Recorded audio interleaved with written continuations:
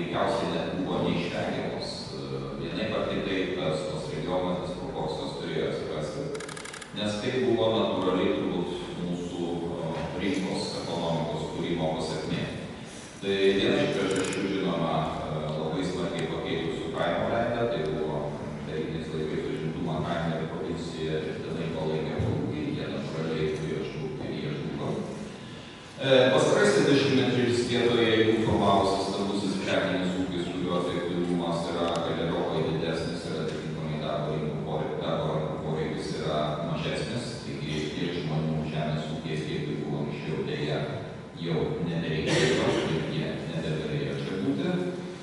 Be to, rajono centruose ir mažesniuose miesteliuose, manau, kad neišimtis yra ir Šilutė, bankrutavo daug užimtumą garantavusių pramonės ir statybos įmonių, kurios čia veikė dar tarybiniais laikais.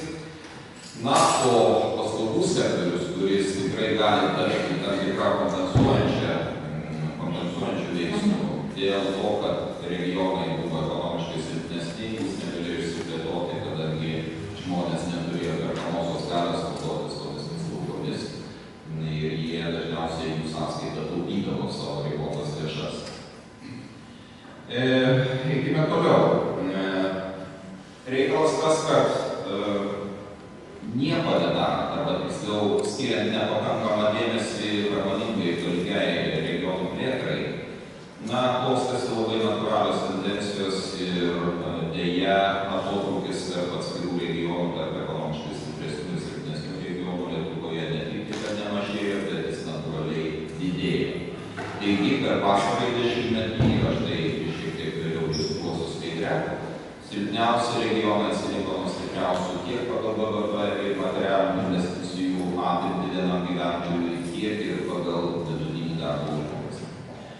Natūraliai to pasekmė yra emigracija, kuri turbūt ypatingai nustekeno tuos regionus, kurie ekonomiškai buvo silpnesni ir negalėjo pasiūlyti žmonėms čia normalios materialinės, taip sakant, alternatyvos ir žmonės tada rinkosi arba emigracija apskritai už šalies sienų, arba emigracija šalies viduje. Ir mes matome, kad dažnai ta vidinė migracija tampa netgi labai esminė. Tiesiog Vilnius pasiverčia dalį žmonių dėl to, kad jie išvažiuoja studijuoti ten ir tiesiog nebegrįžta į savo tėvų žemę, kadangi nemato perspektyvos dirbti joje. Reikia pripažinti ir apgailestauti, kad tolygi regionų plėtra ilgus metus nebuvo valstybės politikos prioritetas, todėl šis abejingumas gana brangiai kainavo. Šiandien ištisi regionai primena ekonominę dykvietę ir tą ekonominę dykvietę apgyvendinti dėl bus nepaprastai sudėtinga, arba tai kainuos ko gero netgi daug brangiau negu šitas neveikumas. Štai keletas skaičių, kurie rodo, beje, mes specialiai padarėme dvi fotografijas, tai yra kaip šitas rodiklis atrodė 2004 metais, kai Lietuva tik įstojo į Europos Sąjungą ir kaip šitas rodiklis atrodo lygiai po 10 metų mūsų buvimo Europos Sąjungoje. Sakoma, kad Europos Sąjungos finansinė parema turėtų padėti įveikti Lietuvos atsilikimą nuo labiausiai pažengusių Europos Sąjungos valstybių. Taip ir atsitiko, tačiau ko nepadėjo Europos Sąjungos finansinė parama, nepadėjo įveikti atsilikimo šalies viduje ir atotrūkio tarp silpnųjų ir stipriųjų. BVP vienam gyventojui apskrityje, mes matome čia visas pagrindinės Lietuvos apskritis, Vilniuje, kai buvo sukūriama maždaug beveik 150% nuo vidurkio, taip ir liko sukūriama. Kiti didmiesčiai net šiek tiek pagerino savo situaciją, tokie kaip Klaipėda ir Kaunas. Bet kitoje skalės pusėje mes matome regionus, kurių atsilikimas pagal BVP vienam gyventojui nuo vidurkio netgi padidėjo. Ir ypatingai čia skaudu matyti tokią apskritį kaip Utenos, kuri kažkada sudarė 87% vidurkio, dabar sudaro tik 66%. Ko gero, klasikinis pavyzdys tai miestas, kuris turėjo daug tarybiniais laikais labai stiprios pramonės, kuriai šiais laikais dėja sekasi ne taip gerai, kai kurios iš Krymo išbankrutavo, kai kurios iš jų plečiasi, bet ne taip lengvai. Ir čia mes net tiesą sakant, pirmą kartą, kai pamatėm šitą skaičiuką, nepatikėjome, žinome pertikėti, kad iš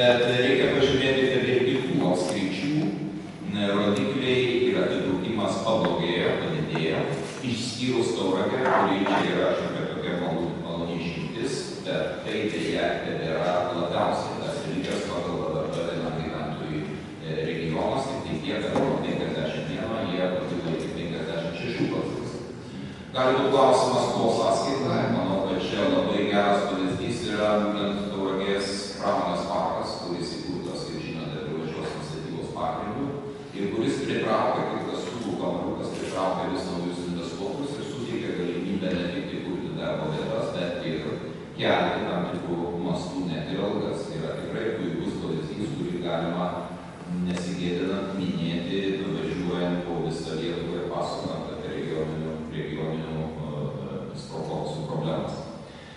Kas dėl vidutinio darbo užmokesčio, tai žinoma, jis negali būti skirtis keliais kartais Lietuvos mastu, nes tada turbūt ta išcentrinė fuga, kuri lemtų žmonių nutekėjimą į didmiesčius, būtų ypatingai negailestinga ir greitai regionai ištuštėtų. Bet nepaisant to, net ir šiandien galima konstatuoti, kad atotrūkis tarp Vilniaus vidutinio darbo užmokesčio ir to paties Tauragės Šilutės, tai taip pat yra tikrai labai didelis, jisai sudaro praktiškai 350 eurų skirtumas ir tai. Ir aišku, čia menka paguoda turbūt būtų sakyti, kad taip, atlyginimai mažesni, bet čia viskas pigiau, dar kokią vištą galima užsiauginti prie namų ir taip toliau. Veikiausiai visgi pragyvenimo lygis, net ir įvertinus kainų skirtumus, mūsų regione yra daug prastesnis negu didmiesčiuose, o svarbiausia, kad neįmanoma rasti tinkamos darbo vietos, kurie atitiktų kvalifikaciją, kitą profesiją ir taip toliau ir panašiai. Tai šia prasme turbūt iškalbingiausias rodiklis yra nedarbo lygis ir čia turbūt nėra jokio netikėtumo, didmiesčiai čia atrodo labai neblogai, kuriuose nedarbo lygis yra mažesnis negu šalies vidurkis, tuo tarpu silpnesnės apskritis arba ypatingai Madovų Šilutės rajonas dėja, nedarbo lygis tikrai, šiais laikais, kai jau gyvename 5-6 metus po globalinės finansų krizės, turėtų beveik 12% nedarbo lygį, tai tikrai nėra labai džiaugsminga naujiena. Todėl netenka stebėtis, kad Klaipėdos apskritis patenka tarp labiausiai nukentėjusių nuo emigracijos regionų. Ir aišku, čia ne tiek dėl to, kad iš Klaipėdos miesto išvažiuoja gyventojai masiškai, nors dėja ir tai yra tiesa. Pamenam laikus, kai Klaipėdos mieste gyveno 220 tūkstančių žmonių, dabar man atrodo beliko 150-160 tūkstančių. Bet ypatingai skaudi emigracija yra būtent iš regionų, iš rajonų Klaipėdos, kuri tiesiog yra pasibaisėti nuo dydžio ir ko gero tęsiasi ir po šiolei, bent jau statistika rodo būtent tai. Kaip jau minėjau, tas Šilutės rajono, taip sakant, sodybų tuštėjimo tempas yra ypatingai bauginantis ir tik tai vienas Vilnius kaip miestas per pastarosius 5 metus, 2011-2015 metų statistika, savo gyventojų skaičių padidino. Čia galima nesunkiai numatyti, kokią įtaką, pavyzdžiui, turi gyventojų skaičiaus pokyčiai nekilnojamo turto rinkai. Kai mes kalbam apie nekilnojamo turto rinką, mes dažnai sakom Lietuvos nekilnojamo turto rinkai.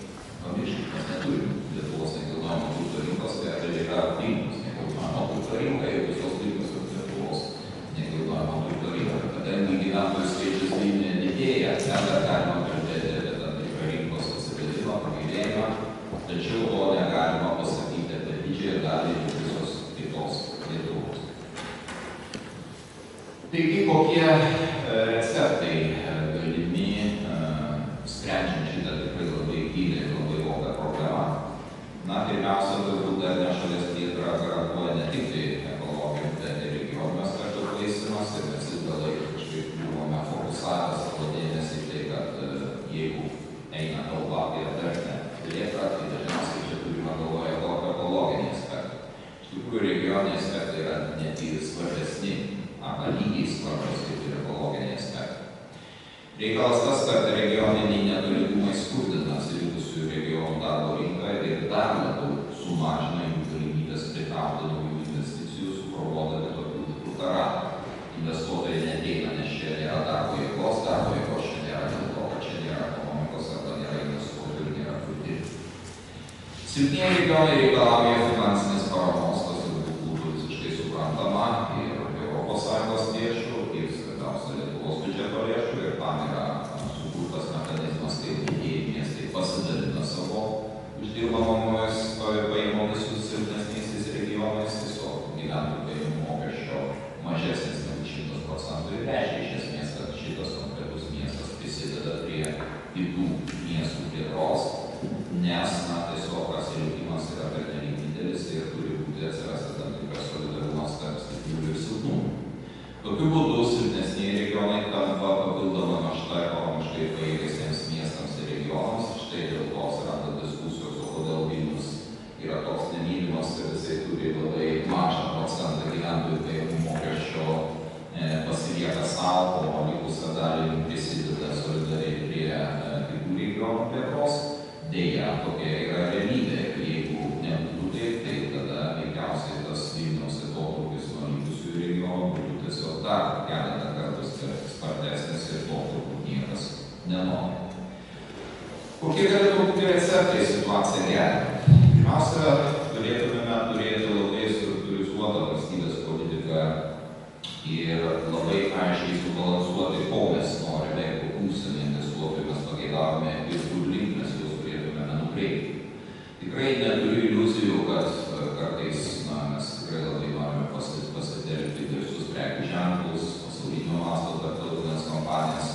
Labai retais atvejais jos eis dirbti į regioną. Dažniausiai jos koncentruojasi savo veiklą didmiesčiuose, konkrečiai Vilniuje, bet yra daugybė kitų įmonių, kurios šiuo metu ieško dėl, pavyzdžiui, darbo jėgos kaštų didelių, dėl konkurencingumo problemų.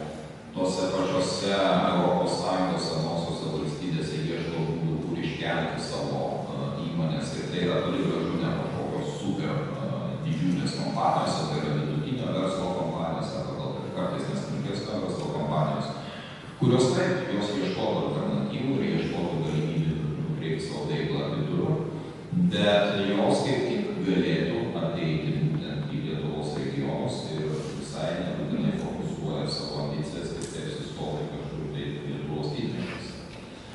Svarbu, kad, kaip sakant, tas tinklas, kurį mes mūsų agentūra investuotų Lietuvoje, kad jisai būtų užmestas tinkamai ir kad jisai padėtų tas žuveles pagauti, investuotojų žuveles.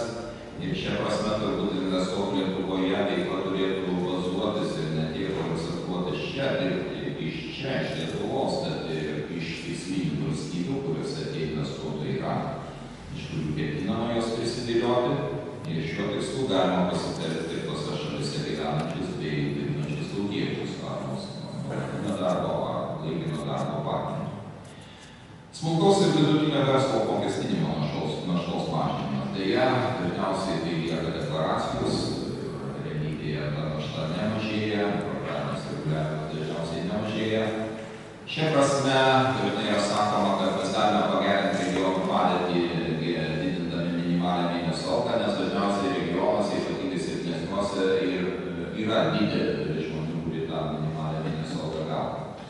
Čia galima lengvai priskaldyti maldą, nes jeigu tą algą padidinsi pernelyg smarkiai, tie žmonės ne tik tai, kad negaus minimalios mėnesio algos, bet jie negaus jokios algos, kadangi ta darbo vieta gali būti sunaikinta. Todėl šia prasme, net ir prieš rinkimus reikėtų turbūt ieškoti tam tikro protingo kompromiso ir minimalią mėnesio algą didinti, bet vis dėlto daryti tai nesukuriant didesnio nedarbą.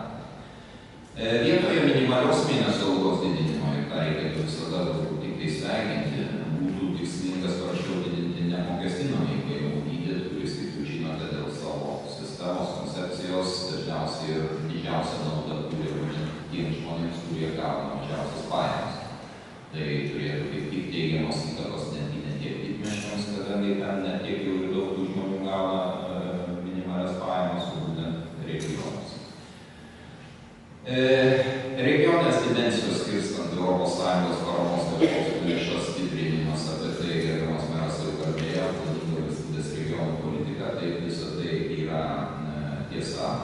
Tik tai reikalas tas, kad dažnai mes tą regionę plėtrą arba regioninę dimensiją įsivaizduojame, bent jau pirmoje finansinėje perspektyvoje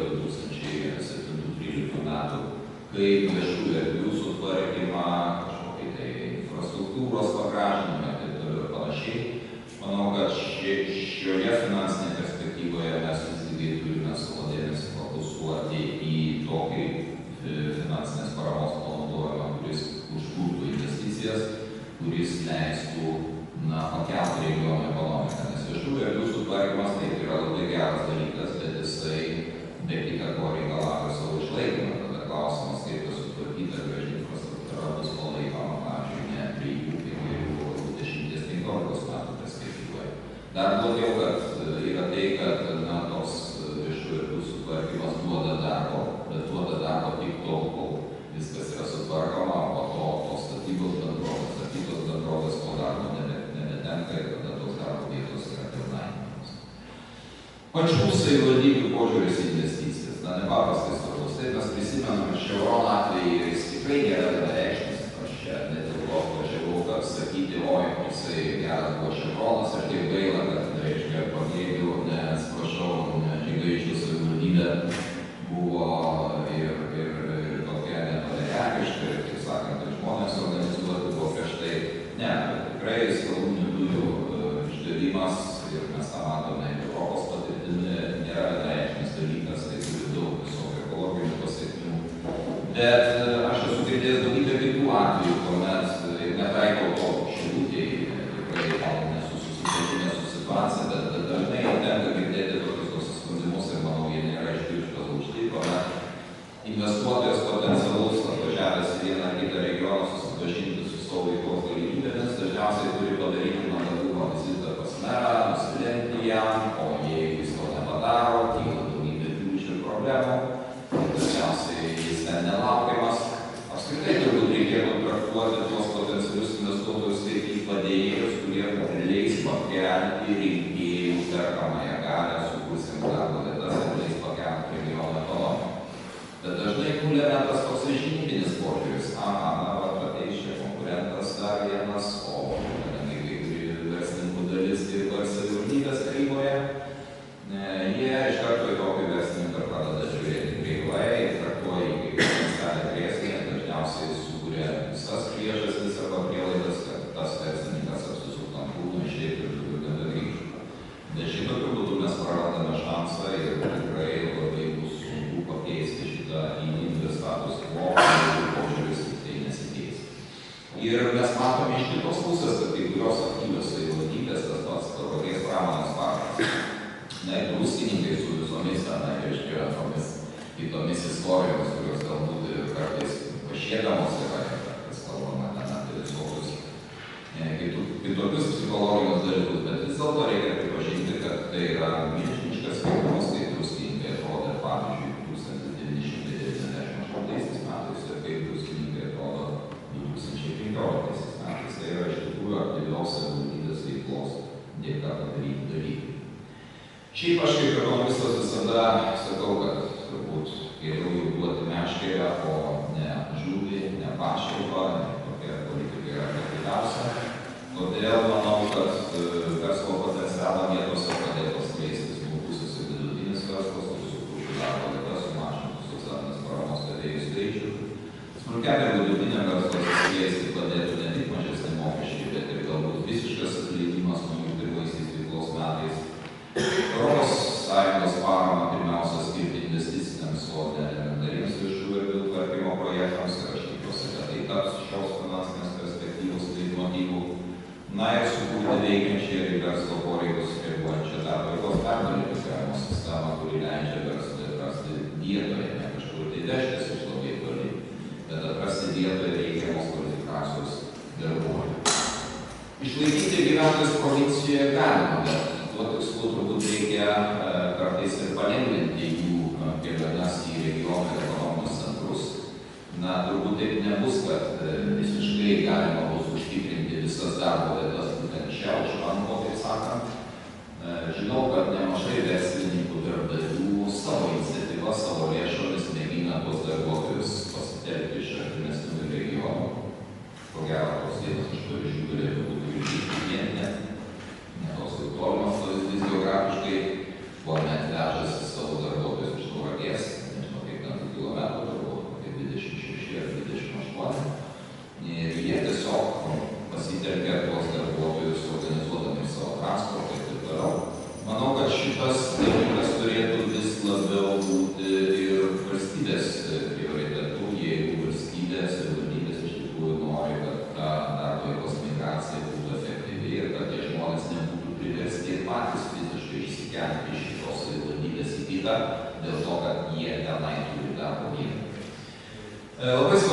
skatinimas jauniems profesionalams pasilikti arba grįžti į mažesniuosius miestus ir miestelius per valstybės finansinę paramą būstų įsigyti. Kiek žinau, kai kurios partijos jau įsirašė tai į savo programas, kaip siekiamybė, jeigu tai būtų ne tik tai siekiamybė, bet ir realybė, manau, kad tai tikrai galbūt suteiktų postūmį profesionalams grįžti į savo gimtuosius miestus. Na ir jau taip pat teko skaityti kai kurių partijų programose, kad ir darbo jėgos judėjimas su regiono ekonominiais centrais galėtų būti užtikrinamas viešojo transporto priemonėmis, turėtų būti pakankamai operatyvus ir nemokamas. Žinoma, kiekvienas žodis nemokamas kelia šiokią tokią kreivą šypseną, nes kažkas turėjo už tai užmokėti.